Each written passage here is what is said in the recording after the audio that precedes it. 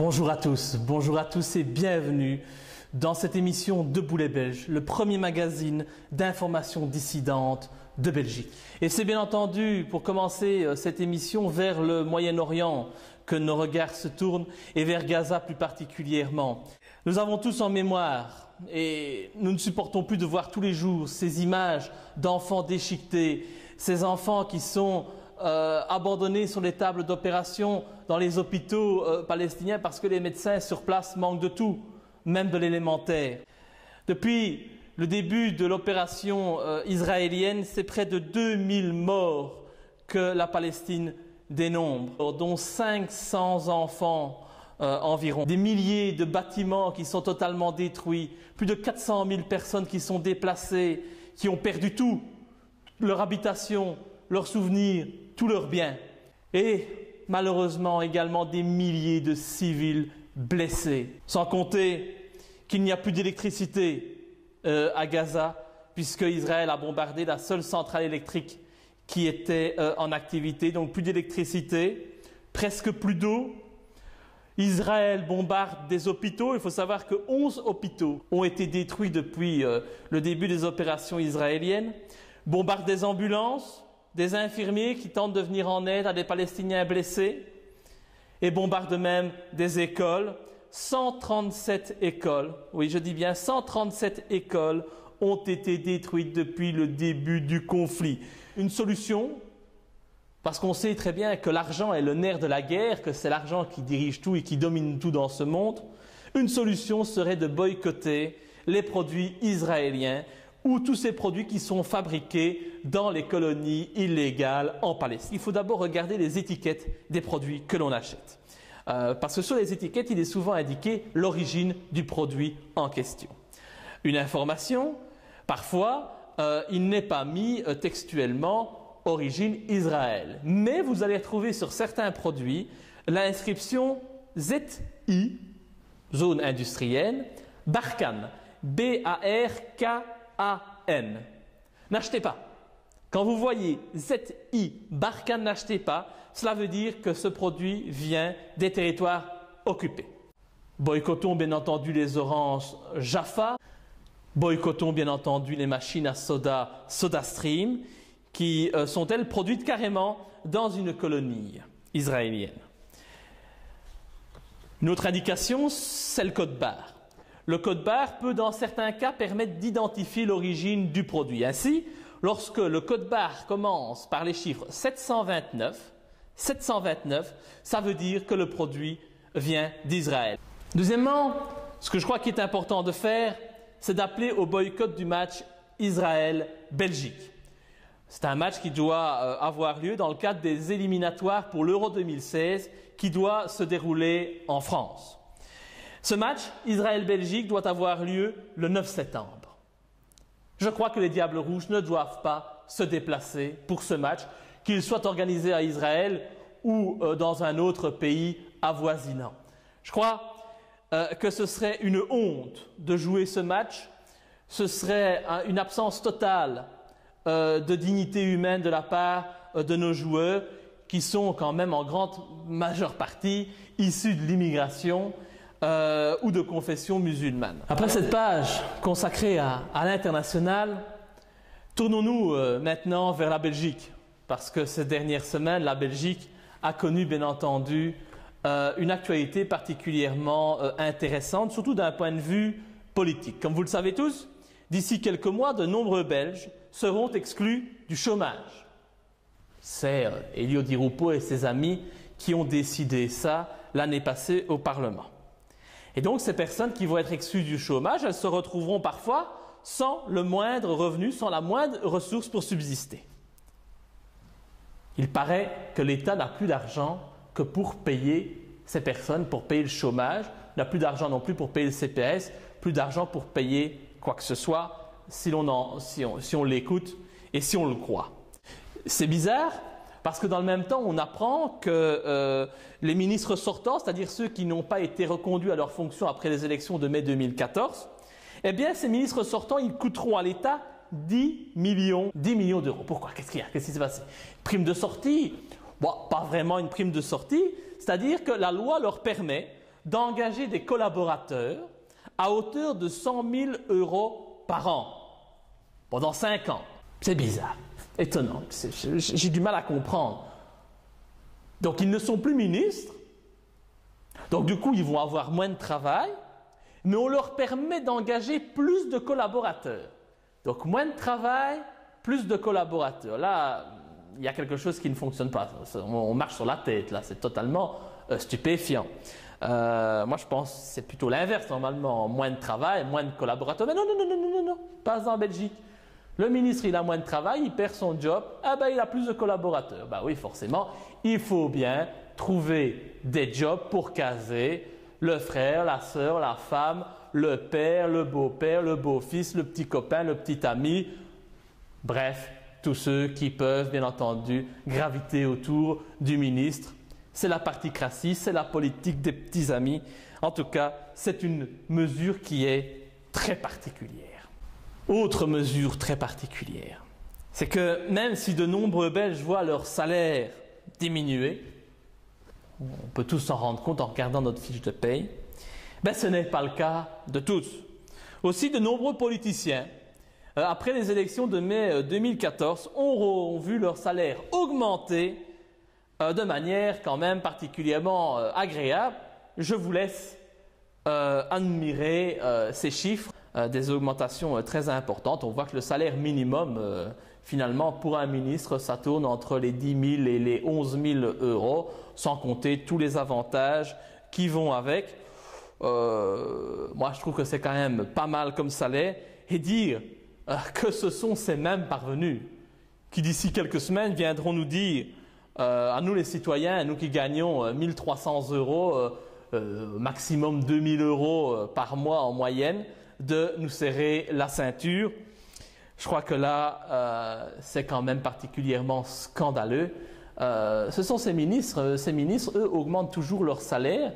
Ces politiciens augmentent leur salaire, mais ils nous disent toujours de faire des sacrifices, de faire des efforts, de comprendre qu'on doit limiter le chômage dans le temps. Ben oui, moi je veux bien, mais il serait quand même temps aussi qu'on limite les salaires des politiciens, des ministres, et qu'on arrête toutes ces arnaques. Ces postes que l'on offre, je crois que Paul Magnette, l'ancien président du Parti Socialiste, bourgmestre de Charleroi, comme si ce n'était pas déjà assez, eh bien il s'est vu offrir la place de ministre-président wallon. J'ai regardé, le ministre-président wallon, il n'a pas de compétences. Voilà, donc il est juste payé pour venir afficher sa tronche devant les caméras de télévision pour expliquer les mesures prises par le gouvernement, mais compétence zéro. Il assiste aux réunions du Conseil des ministres wallons et de la communauté française. Voilà, il assiste, il est là, il est présent, il écoute, il prend des notes, je suppose. Ou bien il demande au ministre d'appliquer les ordres qui viennent d'en haut, c'est possible aussi, c'est même très certain. Mais il n'a pas de compétence, donc voilà. Peinard dans son fauteuil, 11 000 € par mois, plus tous les avantages. Paul Magnette était déjà bourgmestre d'une des plus grandes villes du pays, comme si ce n'était pas déjà assez. Mais non, toujours plus et toujours moins pour les citoyens. Côté dérive politique, quand même une fabuleuse dérive à signaler après ces élections du mois de mai, c'est que le PS et le CDH, eh bien, ils sont parvenus à former une majorité en Wallonie et à Bruxelles, et ils ont réussi l'exploit, mais phénoménal, d'augmenter non pas, bien entendu, le salaire des citoyens, mais d'augmenter le nombre de ministres. Et oui, le nombre de ministres a encore augmenté en Wallonie et à Bruxelles. C'est incroyable. Je me demande comment c'était possible de faire, mais ils ont trouvé. Mais qu'est-ce qu'ils sont intelligents! Ça, c'est clair qu'ils n'ont même plus peur aujourd'hui, ces élus, quels qu'ils soient, hein, finalement, de n'importe quel parti, n'ont plus peur de montrer ouvertement qu'ils se foutent de nous. Ils se foutent de nos gueules à longueur de temps et ils nous prennent pour des cons. Ils font ça au grand jour et nous ne disons rien. Nous sommes de bons petits moutons qui acceptons tout devant notre journal télévisé de 19 h. Nous acquiesçons à toutes ces mesures qui sont prises. Ben oui, c'est tellement fait pour notre bien-être. Foutaise. Le paysage politique belge au niveau fédéral va quand même un petit peu s'éclaircir puisque nous allons être débarrassés d'Elio Di Rupo. qui cédera bientôt sa place, normalement, de Premier ministre à son successeur, issu d'un gouvernement qui devrait rassembler la NVA, plus grand parti du pays, plus de 30 sièges au Parlement fédéral sur 150, le VLD, le CDNV et le MR, seul parti du côté francophone. C'est une bonne chose, je pense, pour l'image du pays. Je ne pense pas que les autres feront mieux. Peut-être qu'il y aura moins de parvenus au sein du gouvernement, quoique, c'est encore à voir. En tout cas, le gouvernement fédéral ne devrait pas non plus diminuer en nombre de ministres. Le MR tient à être bien représenté. Donc voilà, nous allons voir. Mais en tout cas, Elio, on te l'avait dit qu'on allait te le faire bouffer, ce nœud papillon. Je pense que demain, quand tu redeviendras simple président du PS, Elio, la sens-tu qui se glisse dans la quenelle, la quenelle. C'est pour toi, Elio. Bye bye. Oh, je profite bien entendu de ce passage sur les élections pour remercier tous les électeurs belges qui auront fait confiance le 25 mai dernier au mouvement Debout les Belges, qui auront voté pour Debout les Belges ou qui auront voté directement pour moi dans le Hainaut. Je suis particulièrement satisfait, même si je m'attendais à ne pas être réélu. Vous pensez bien que le système n'allait pas permettre à un emmerdeur tel que moi de continuer à les faire chier pendant 5 ans au Parlement en leur balançant à la figure leurs 4 vérités toutes les semaines. Je pense qu'en 4 ans, ils en ont eu jusque-là de moi et que tout était fait, bien évidemment, pour que je ne sois pas élu, dont, bien entendu, ce fameux attentat ou pseudo-attentat au musée juif de Bruxelles. Joël Rubinfeld, le président de la LBCA, la Ligue belge contre l'antisémitisme, c'est la même chose que la LICRA en France, pour, bien entendu, me considérer comme responsable de cet attentat avec mes amis Dieudonné et Soral. Ouais, bon. Malgré cela, je crois que j'ai fait plus de 13 000 voix de préférence dans le Hainaut. C'est un score fantastique. Normalement, c'est un score, puisque c'est le 7e meilleur score en termes de voix de préférence pour mon arrondissement électoral. Quand on sait qu'il y avait 18 élus dans le Hainaut, faire le 7e meilleur score et ne pas être élu, eh bien ça montre à quel point le système électoral belge est totalement incohérent. Donc je pense que certains élus l'ont été dans le Hainaut avec des scores tournant autour des 7 000, 8 000 voix, comme M. Broadcom du CDH avec 8 700 voix. Il fait presque le double et je ne suis pas élu. Allez encore croire aux élections et croire qu'il y a moyen de changer quoi que ce soit par cette voie-là. Mais je remercie quand même tous les électeurs qui nous ont fait confiance. L'aventure Debout les Belges a été une aventure fantastique et je suis heureux aujourd'hui de pouvoir la continuer sous une autre formule, d'un point de vue plus informatif, plus d'éveil de la population, parce que je pense aujourd'hui que la solution, elle ne viendra pas du monde politique totalement cadenassé. Vous pensez bien que si un petit mouvement citoyen pouvait renverser le système, il y a bien longtemps que les élections n'auraient plus lieu. Ne se déroulerait plus et serait interdite. Donc évidemment, ces élections sont cadenassées, tout est truqué, puisqu'il n'y a même pas moyen de contrôler le résultat des élections et qu'il n'y a pas d'organisme indépendant qui contrôle les élections. Les élections sont réservées au contrôle exclusif du ministère de l'Intérieur, c'est-à-dire au ministre de l'Intérieur qui est politicien et qui est donc un concurrent. Donc on est jugé parti, il n'y a aucune démocratie là-dedans, il n'y a aucune objectivité. Ces résultats, on ne peut pas les contrôler. Donc évidemment, je suis persuadé que Debout les Belges a gagné les élections. Je suis persuadé que j'aurais dû être réélu pour pouvoir continuer mon travail au Parlement, mais tout simplement le système ne le voulait pas. Il en a décidé ainsi, il est impossible de le contredire. C'est ça la démocratie dans laquelle nous vivons aujourd'hui. Belgique toujours, la presse nous apprend que Michel Martin, l'ex-femme de Marc Dutroux, trouve le temps long au couvent des sœurs Clarisse de Malone, près de Namur. Elle trouve le temps long, oh la pauvre. On en aurait presque une larme aux yeux. Michel Martin trouve le temps long. Michel Martin, qui suit pourtant des cours de droit et qui se fait appeler Thérèse. Ouais, Thérèse. Ouais, comme dans Le Père Noël est une ordure, il faut dire qu'en termes d'ordure, Michel Martin, elle s'y connaît. Et donc, Michel Martin, elle aimerait que la presse ne parle plus d'elle. Elle aimerait qu'on l'oublie. Qu'on n'évoque plus son nom, elle rêve peut-être que l'État lui offre une nouvelle identité. C'est possible, vu les secrets qu'elle garde, c'est possible que l'État ait cette bonté quand on voit déjà tous les avantages qu'elle a ces dernières années et les conditions particulièrement souples de sa liberté conditionnelle. On se dit pourquoi pas, c'est peut-être possible. En tout cas, Michel Martin, elle l'a dit, elle a envie de refaire sa vie. Eh bien, nous, on n'a pas envie qu'elle refasse sa vie, Michel Martin, parce que Michel Martin, elle a la clé de l'affaire Dutroux.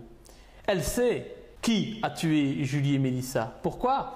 Tout simplement parce que c'est elle qui a livré les fillettes à leur bourreau, alors que Dutroux était, lui, emprisonné pour des affaires de vol à la prison de Charleroi. Et donc, pendant ce temps-là, pendant l'incarcération de Dutroux, les fillettes étaient dans la cave de Marcinelle, la maison de Dutroux, près de Charleroi. Et c'est Michel Martin qui devait s'en occuper, qui devait les nourrir, qui devait les protéger, entre guillemets, jusqu'à ce que Dutroux revienne de prison. Et Michel Martin, au lieu de les protéger, au lieu, pourquoi pas, même de les libérer, si elle est si bonne que ça, Michel Martin, si elle est si brave, si elle est si gentille, si elle est si exceptionnelle, extraordinaire, si elle a tellement foi en Dieu, eh bien, Michel Martin, elle aurait dû les libérer. Mais non, non, non. Elle ne les a pas libérés, elle a décidé de les livrer à leur bourreau. Et c'est ainsi que Julie et Mélissa seront torturées, violées, maltraitées et qu'elles finalement décéderont des suites d'abus sexuels graves répétés. Et donc voilà, je ne suis pas du tout partisan d'une libération comme ça de Michel Martin. Je crois que cette femme aurait dû passer toute sa vie en prison sans jamais avoir la possibilité ou sans pouvoir espérer sortir de prison. Je pense que notre justice est beaucoup trop souple, beaucoup trop douce avec ce genre de monstre. Et si Michel Martin a envie de vivre une nouvelle vie, si elle a envie de recommencer à zéro, eh ben nous ferons toujours tout pour que personne n'oublie qui est Michel Martin. D'ailleurs, j'en profite pour que vous puissiez voir à quoi ressemble Michel Martin, Thérèse, sur les photos qui apparaissent ici à l'écran.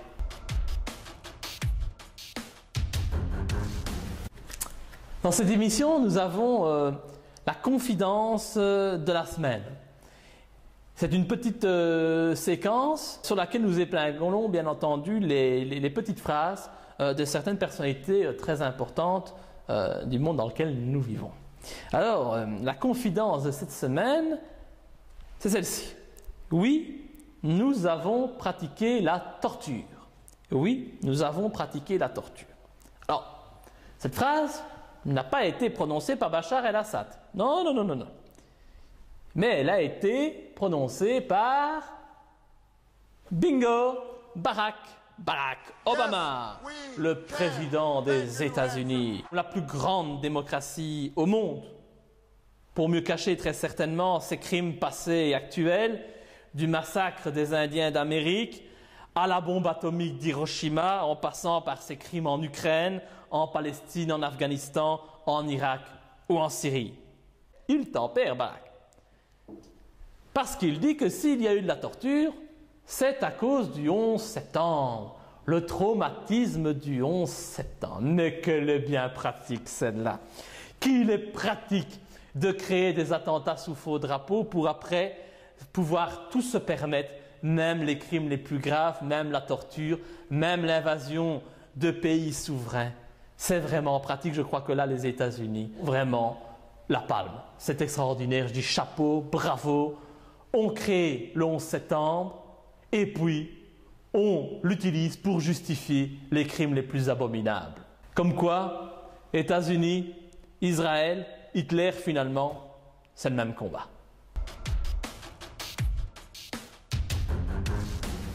Dans cette émission, nous allons aussi chaque semaine mettre en valeur, en évidence, lorsque c'est possible, une initiative positive qui apporte un plus dans la société dans laquelle nous vivons et qui finalement est une activité ou une idée développée par de véritables dissidents qui ont à cœur de changer le monde dans lequel nous vivons pour offrir finalement un monde meilleur à nos enfants. Et ce mois-ci, l'initiative que je voudrais bien entendu épingler et mettre à l'honneur, c'est la création par Dieudonné,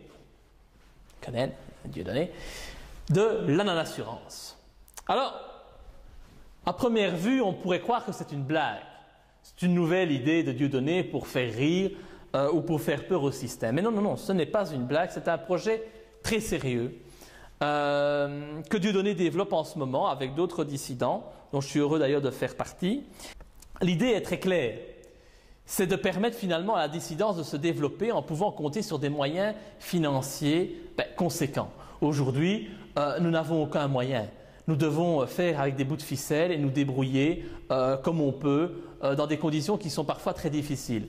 Et donc nous n'arrivons pas à rivaliser avec nos adversaires qui eux sont tout puissants, ils ont tout. Ils ont la technologie, ils ont les banques, ils ont l'argent, ils ont les médias, ils ont les journaux, ils ont tout. Nous n'avons rien.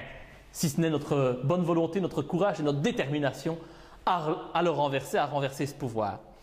Et donc, ce projet, cette initiative de Dieudonné est totalement grandiose.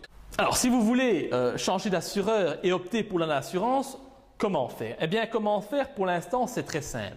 Il vous suffit de vous faire connaître sur le site de la pétition de Dieudonné, dont l'adresse s'inscrit ici en bas de l'écran. Vous allez vous inscrire et l'objectif, c'est d'atteindre les 100 000 clients potentiels pour la non-assurance. Alors, il est déjà clair aujourd'hui que la non-assurance verra le jour en France et en Belgique dans les mois ou les semaines qui viennent. Mais il serait quand même mieux d'avoir un nombre de clients potentiels de 100 000. C'est pour ça que je vous encourage vraiment à vous inscrire dès à présent, si ce n'est pas déjà fait, sur cette pétition. Le but, ce n'est pas de se faire de l'argent. Le but, ce n'est pas de construire un palais à l'autre bout du monde avec votre argent. Non, le but, c'est de simplement permettre à la dissidence d'avoir les moyens de renverser le pouvoir en place sioniste qui nous opprime, qui nous réduit au silence, qui combat notre liberté d'expression, qui limite nos droits, nos libertés et qui finalement n'a qu'un seul objectif, c'est de nous contraindre à la pauvreté, de nous réduire à la pauvreté. Il ne faut pas croire, les différentes crises financières que nous avons connues, c'est à cause du sionisme, c'est à cause de ce régime. Toutes ces crises sont inventées pour permettre aux puissants de se mettre toujours plus d'argent dans les poches et nous à devoir finalement se contenter des miettes qui restent pour nous nourrir. Ce n'est pas un avenir digne que nous allons donner à nos enfants si nous continuons comme ça. Donc je le dis clairement, si nous sommes dissidents aujourd'hui, nous devons faire le pas et aller dans cette voie de la non-assurance de Dieudonné. Nouvelle séquence, l'aveu de la semaine. Alors l'aveu de la semaine, on le doit à Marine Le Pen, évidemment. Marine Le Pen, la présidente du Front National, qui comprend l'existence de la LDJ, vous savez, la Ligue de défense juive, cette organisation considérée comme terroriste et interdite dans de nombreux pays, y compris en Israël. S'il existe une Ligue de défense juive, c'est qu'il y a un grand nombre de juifs qui se sentent en insécurité. Et ils ont le sentiment que monte un nouvel antisémitisme en France et qui est le fait de confrontations communautaires. Les Juifs de France se sentiraient en insécurité. Paf! Un acte de plus de soumission de Marine Le Pen au système. C'est fou. Finalement, on se rend compte que Marine Le Pen est vraiment prête à tout, y compris à lécher le cul des sionistes pour arriver au pouvoir. C'est triste. C'est triste parce que je sais que de nombreux dissidents français avaient espoir en elle. Ils pensaient véritablement que Marine Le Pen allait changer les choses et venir apporter une solution, une lueur d'espoir dans ce paysage politique français sclérosé par l'UMPS qui ont démontré toute leur incompétence.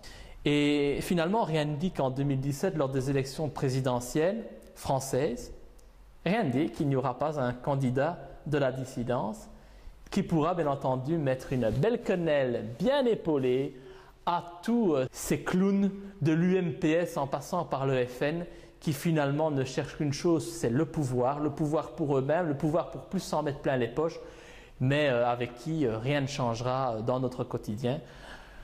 Qui sait ? Il nous reste quelques mois au sein de la dissidence pour trouver un véritable candidat qui ait les épaules suffisamment solides que pour mener ce combat présidentiel. En tout cas, moi, il y a mon petit doigt qui me dit qu'il y aura quelqu'un. Mais la suite, dans les mois qui viennent. Nous voilà donc arrivés, mes chers amis, au terme de cette première émission de Debout les Belges, le magazine qui vous réveille et vous informe dans une Belgique où les médias ont surtout comme mission de vous endormir. À partir de la rentrée de septembre, vous pourrez retrouver notre émission toutes les semaines sur MetaTV. Vous pouvez aussi voir et revoir nos émissions à votre guise sur ma chaîne YouTube, dont l'adresse s'inscrit en bas de l'image, ou sur le site internet du mouvement Debout les Belges, www.deboutlesbelges.be. Pour terminer, je voudrais remercier tous les participants de la conférence sur la Palestine que j'ai organisée le 26 juillet à Paris au Théâtre de la Main d'Or et qui ont accepté de débourser la somme de 5 € et sans qui cette émission n'aurait pu voir le jour par manque de moyens financiers et par manque de matériel audiovisuel. Donc si cette émission existe, si aujourd'hui nous avons en Belgique au sein de la dissidence les moyens techniques de pouvoir mettre sur pied ce genre d'émission, eh bien c'est grâce à vous, grâce à cette simple conférence. Et je voudrais tout simplement du fond du cœur vous dire merci. Merci. Grâce à vous, Debout les Belges existe. La dissidence belge existe. Elle pourra continuer à faire son travail grâce à la naissance, il y a quelques jours de cela, de MetaTV Belgique, la petite sœur belge de MetaTV de France. Je vous remercie infiniment. Et comptez sur moi pour continuer à vous informer toutes les semaines dès la rentrée de septembre. Je pense que nous avons encore énormément de quenelles à placer, nous avons énormément de vérités à révéler, de mensonges à dénoncer. C'est l'objectif de Debout les Belges. Nous ne sommes pas morts, nous sommes debout et nous le resterons. Merci beaucoup et à très bientôt.